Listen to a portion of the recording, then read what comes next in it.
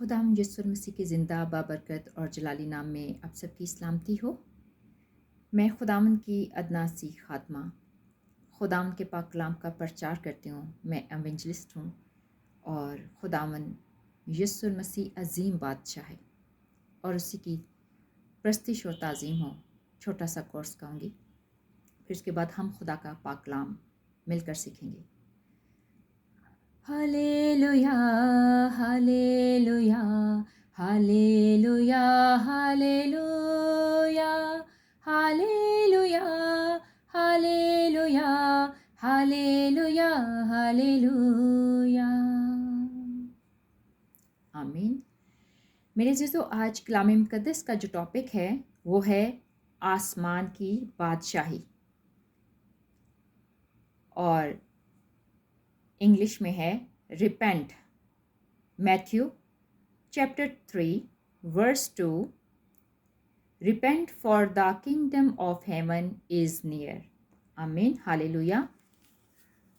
और उर्दू में मत्ती की अंजील 3 बाब उसकी 2 आयत कलाम मुकद्दस में यूँ लिखा है, तौबा करो क्योंकि आसमान की बादशाही नज़दीक आ गई है। आमीन, हालेलुया।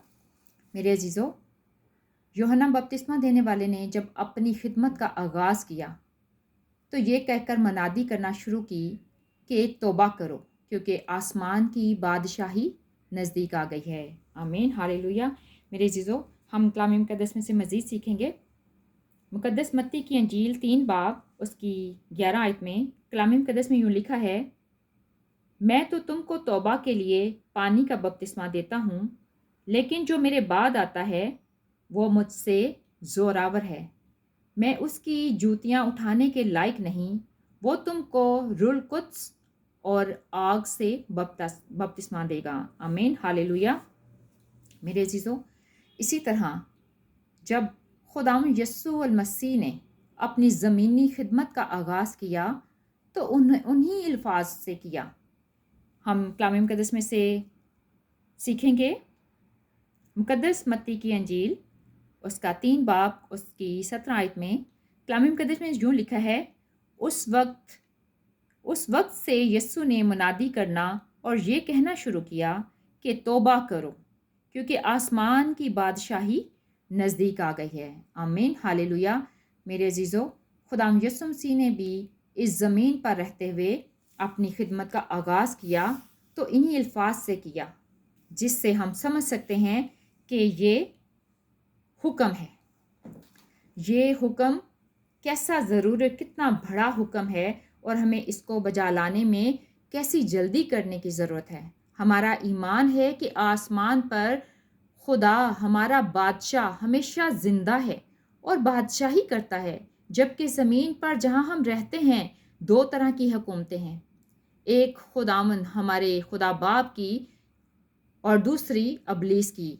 खुदावंद हमारा खुदा जो हर तरह के इख्तियार का मालिक है और दूसरी हुकूमत अबलीस की है जो कुछ इख्तियार नहीं रखता, कुछ थोड़ा इख्तियार रखता है लेकिन खुदा बाप जितना इख्तियार नहीं रखता और खुदा के लोगों को अबलीस शैतान गुमराह करके उससे दूर करता है, खुदा से दूर करता है। और वो इस बात को जानता है, शैतान जानता है कि उसके पास थोड़ा सा वक्त बाकी है, उसके बाद कुल दुनिया का नजात दहिंदा आएगा और इसके सारे इख्तियार को नीस्त करेगा, ख़त्म कर देगा हमेशा के लिए। फिर आसमान और ज़मीन पर एक ही बादशाही होगी और यही आसमान की बादशाही है जो हमारे लिए कायम की गई है।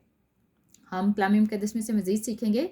मुकद्दस मत्ती की अंजील 6 बाब उसकी 10 आयत में कलाम मुकद्दस में यूँ लिखा है, तेरी बादशाही आए, तेरी मर्ज़ी जैसी आसमान पर पूरी होती है ज़मीन पर भी हो। आमीन, हालेलुया।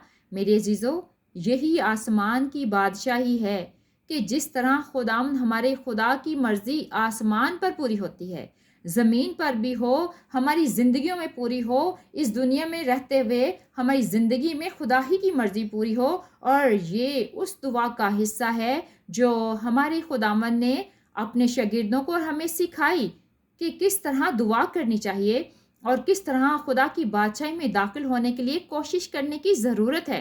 ہمیں ہر وقت اس بات کی کوشش کرنی چاہیے کہ کس طرح ہم اپنی زندگیوں میں خدا کی مرضی کو پورا کر سکتے ہیں اور کیسے پورا کریں. ایسے کام کریں کہ ابلیس کے منصوبوں کو جو ہماری زندگیوں کے لیے ہیں ان کو رد کر سکیں تاکہ ہم اس بادشاہی میں جو آنے والی ہے شریک ہو سکیں. ہم کلام مقدس میں سے مزید سیکھیں گے پولس رسول کا کرنتھیوں کے نام خط، پہلا کرنتھیوں اس کا 15 باب اس کی 50 آیت. کلام مقدس میں یوں لکھا ہے، اے بھائیو، میرا مطلب یہ ہے کہ گوشت اور خون خدا کی بادشاہی کے وارث نہیں ہو سکتے اور نہ فنا بقا کی وارث ہو سکتی ہے. آمین، ہاللویا. میرے عزیزو، کلام خدا کا فیصلہ ہے کہ گوشت اور خون خدا کی بادشاہی کے وارث نہیں ہو سکتے. اس سے کیا مراد ہے؟ اس سے مراد یہ ہے کہ ہمارا نفسانی بدن ہے، جسمانی بدن ہے، جبکہ آسمان کی بادشاہی میں داخل ہونے کے لیے روحانی جسم ہونا چاہیے، روح پاک اور صاف ہونا چاہیے. اور جب تک ہم جسمانی خواہشوں کے مطابق اپنی زندگیاں بسر کریں گے تب تک ہم روحانی نہیں بن سکتے، پاک روح سے نہیں بھر سکتے اور نہ فنا بقا کی وارث بن سکتی ہے. جسم فنا کی حالت میں بویا جاتا ہے اور بقا کی حالت میں جی اٹھتا ہے. اور جب ہم ہوا میں اڑ کر خداوند یسوع مسیح کا استقبال کریں گے تو وہ روحانی جسم ہی ہوگا، نہ کہ نفسانی، نہ کہ جسمانی جسم. ہم روحانی ہو کر، روحانی بن کر ہوا میں خداوند یسوع مسیح کا استقبال کریں گے. جب ہم پاک صاف ہوں گے، اپنے سارے گناہوں سے توبہ کریں گے، پاک سے بپتسمہ لیں گے. اس لیے ضروری ہے کہ ہم ایسے کام کریں جو خداوند کے حضور پسندیدہ ہیں اور اپنی بری روشوں سے باز آئیں، اپنے برے کاموں سے باز آئیں. ہمیں گناہوں سے توبہ کرنی ہے، ہمیں سچے دل سے توبہ کرنی ہے. ہمیں ایک دفعہ توبہ کر کے پھر گناہ میں نہیں پڑنا، ہمیں جھوٹ نہیں بولنا، ہمیں فریب نہیں کرنا، ہمیں کسی دوسرے کا دل نہیں دکھانا، ہمیں جھوٹی گواہی نہیں دینی، ہم نے قسم نہیں کھانی اور نہ ہم نے کسی دوسرے معبودوں کی پرستش کرنی ہے. اگر کسی گناہ میں پڑے بھی ہیں تو ہمیں توبہ کرنی ہے، توبہ کے موافق ہمیں پھل لانا ہے تاکہ ہم جیتے رہیں. ہم کلام مقدس میں سے مزید سیکھیں گے. مقدس یوحنا کی انجیل اس کا 3 باب 3 آیت. کلام مقدس میں یوں لکھا ہے، میں تجھ سے سچ کہتا ہوں کہ جب تک کوئی نئے سرے سے پیدا نہ ہو وہ خدا کی بادشاہی کو دیکھ نہیں سکتا.